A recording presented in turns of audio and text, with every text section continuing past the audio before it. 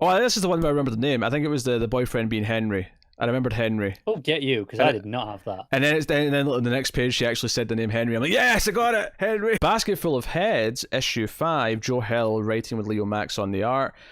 And this is not the penultimate, because I think this is 7 issues. This is the only Hill House book that's 7 issues instead of 6. I think they bumped it up to 7, didn't they? Yeah. Because it was originally meant to be 6, and they bumped it up. So this is basically mostly June, if I remember her name right, in the cell. Yeah. So it's basically the son, the sheriff's son, kind of explaining a lot of what's going on. And It's the villain monologue issue. yeah, and it's basically that the feds were investigating the sheriff and his, proteges because of whatever they're up to in this town. Something corrupt's going on, and that Liam has actually been an undercover young fed, recording conversations and passing them on. And the girl who was thrown over the bridge was someone that the son had an affair with. This she was like a helper to the maid they had, who was getting too old to actually clean certain things. So he had this kind of relationship with her, but she got pregnant and he wanted rid of her, and it got kind of nasty, and it ended with her going over a bridge, of course. Yeah, I do think it's worth noting that she wasn't thrown over the bridge. She was kind of encouraged that maybe it'd be better if you just killed yourself. Yeah, which I'm not entirely sure if that's more dark or less dark, to be honest. No, I'm not sure either. I'm not saying it's light. I'm just saying there is a distinction there. Yeah, so... And it makes everything we heard about Liam and how he was acting all summer, like, from the other characters, like, because it sounded like it was really over the top, like he was this suave dude with his shirt open and all the rest of it, like, I was like, okay, this was all bullshit. Like, this was just them trying to spin this yarn because they wanted him to look bad. And they used, they've already killed the prison guards. We have to give Matt points because the people in the prison guard uniforms were in fact cops, which we both said we didn't think was happening, and it is, so... He's going to be so smug about that, isn't he? He's going to be smug, yeah. I've not read his... I'm so glad he's not here to be smug about it, because he'll have forgotten by the next issue. Yeah.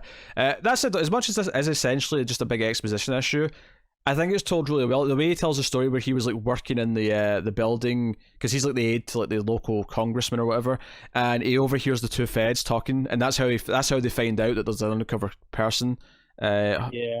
Because they're talking about the code name, because he's the new guy's giving him the code name Ragnarok. He's like, nah, that's stupid. You just do the initials LE, and obviously he hears the initials, goes back and oh, who's new with the initials LE? Yeah, this guy. So no, really, really good stuff. Although I would beg the question, why use his real name? Like, why wouldn't they give him a fake name, and then these initials would be useless? But because they probably thought they didn't need to, because they recruited him straight out of college and no one knew who he was. So I suppose they're not suspecting him, so it's fine. And don't complicate things, because we learned that he was nervous and didn't want them to contact him because he's nervous, first job. So don't complicate it. Don't give him a new story to learn. Just let him be him. Yeah, that's true. So I mean, obviously, there's a big thing at the end where he's kind of taking her out. Outside the cell, he electrocutes her at one point actually at the start. Big full page spread of that, but he takes her out, and he's really vile as well. This guy, he's like, the way he talks about the woman who committed suicide and everything, and hell, even as he's like taking her out because she thinks she might have the tape in the truck. Now, what she's actually doing is luring him into the trap of going to the basket full of heads, but.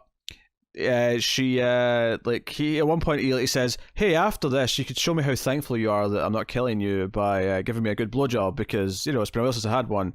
And it's like, what is this guy? Like, he's the worst. You can't wait for her to chop his head off. Like that's just. Like... Yeah, it doesn't quite happen yet because she gets the axe and she tries to use it to cut the handcuffs, and it's not having it for some reason.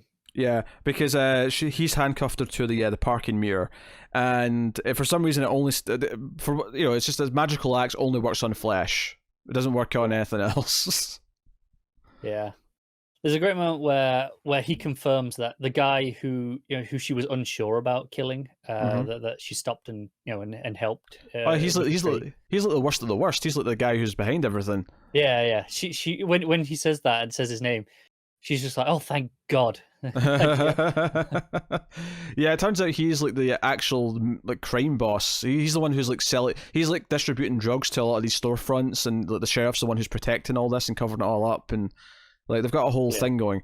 It kind of makes sense why the sheriff now can afford all this artifact collection. When you think about it. It does. Yeah. So she can't actually get to use the axe. It just ends with him coming towards her with a shotgun, looking all evil and smelly as the rain drips down his yellow jacket.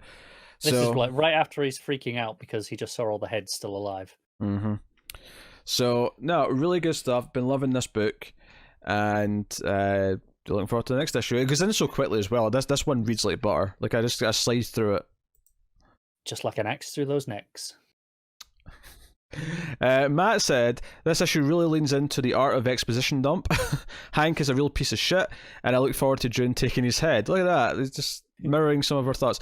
Took a mundane turn, but you know what? When you have a story with magical acts, it's fine that the main villain plot is something as simple as corrupt cops and organised crime.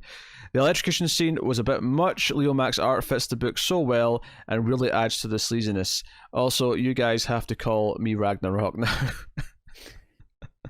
And Matt gave it a 9.